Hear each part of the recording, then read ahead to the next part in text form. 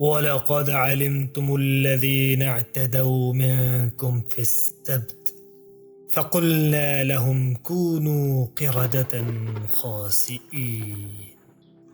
اور تم ان لوگوں کو خوب جانتے ہو جو تم میں سے ہفتے کے دن مچھلی کا شکار کرنے میں حد سے تجاوز کر گئے، تو ہم نے ان سے کہا کہ ذلیل و خوار بندر بن جاؤ۔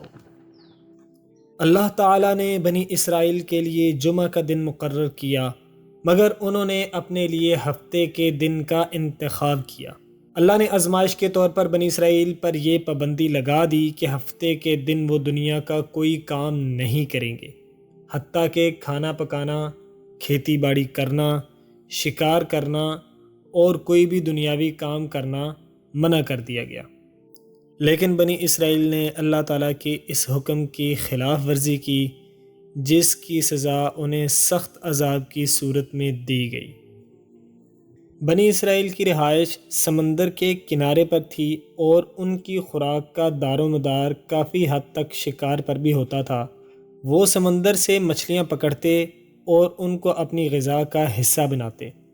جب انہوں نے ہفتے کے دن کا انتخاب کیا تو اللہ تعالیٰ نے ان کی آزمائش کے لیے ہفتے کے دن ان کو ان مچھلیوں کے شکار سے منع فرما دیا، جیسا کہ پہلے حدیث نبوی گزر چکی ہے۔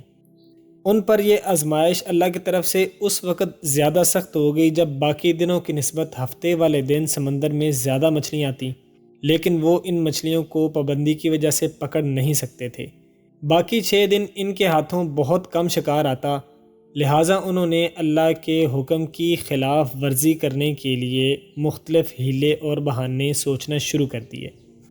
سب سے پہلے انہوں نے ہفتے والے دن کو کنڈی لگانا شروع کی جس میں مچھلیاں پھنس جاتیں، اور اتوار والے دن وہ ان کو باہر نکال کر کھا لیتے۔ لیکن آہستہ آہستہ ان کی نافرمانی میں اضافہ ہوا اور انہوں نے سمندر سے چھوٹی چھوٹی نالیاں بنا لیں جن میں پانی کے ساتھ ساتھ مچھلیاں بھی آ جاتیں اور ان نالیوں میں پھنس جاتی۔ نالیوں سے چلتا ہوا یہ سلسلہ آہستہ آہستہ بڑے تالابوں پر پہنچ گیا۔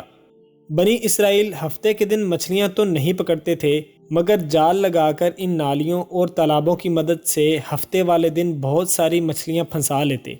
اتوار والے دن تک وہ مچھلیاں اسی جال میں پڑی رہتیں اور اتوار والے دن وہ اپنی خوراک کی ضروریات ان مچھلیوں کو نکال کر پوری کر لیا کرتے۔ اس طرح سے وقت گزرنے کے ساتھ ساتھ وہ اللہ تعالیٰ کے احکامات کی کھلی خلاف ورزی کرنے لگ گئے تھے۔ نافرمانی کے اس دور میں بنی اسرائیل کے لوگ 3 گروہوں میں بٹ گئے۔ ایک گروہ وہ تھا جو کھلم کھلا اللہ تعالیٰ کے حکم کی خلاف ورزیاں کر رہا تھا اور ہفتے کے روز بھی مچھلیاں پکڑنا شروع ہو گیا تھا۔ دوسرا گروہ وہ تھا جو ان نافرمان لوگوں کو اللہ کے احکامات بار بار یاد کرواتا اور ان کو کہتا کہ اگر تم نے ایسی خلاف ورزیاں کرنے کی جرت جاری رکھی تو اللہ تعالیٰ کا عذاب تم کو آ پکڑے گا۔ تیسرا گروہ وہ تھا جو مصلحت پسندی کو پسند کرتا تھا۔ وہ تبلیغ کرنے والوں کو کہا کرتا کہ ان نافرمانوں کو تم کافی سمجھا چکے، اب ان کو مت سمجھاؤ کیونکہ یہ تمہاری بات نہیں مانیں گے، اللہ خود ہی ان پر عذاب کو نازل فرما دے گا۔ اور ساتھ ہی وہ ان لوگوں کو بالکل بھی اللہ کی نافرمانیوں سے منع نہیں کیا کرتے تھے۔ لیکن نیک لوگ ان کو جواب دیتے تھے کہ ہم ان کو اللہ کا حکم یاد کروا رہے ہیں اور کرواتے رہیں گے۔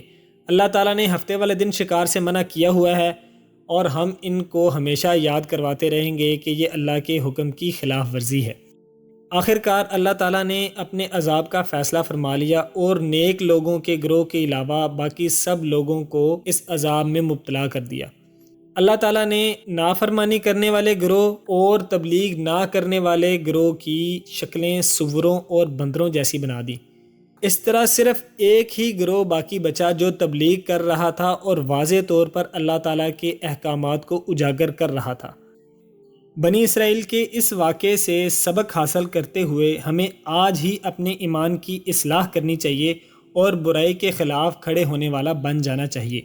اس طرح سے ہم اس دنیا میں بھی سرخرو ہو جائیں گے اور آخرت میں بھی اللہ ہمیں اعلیٰ مقامات عطا فرمائے گا۔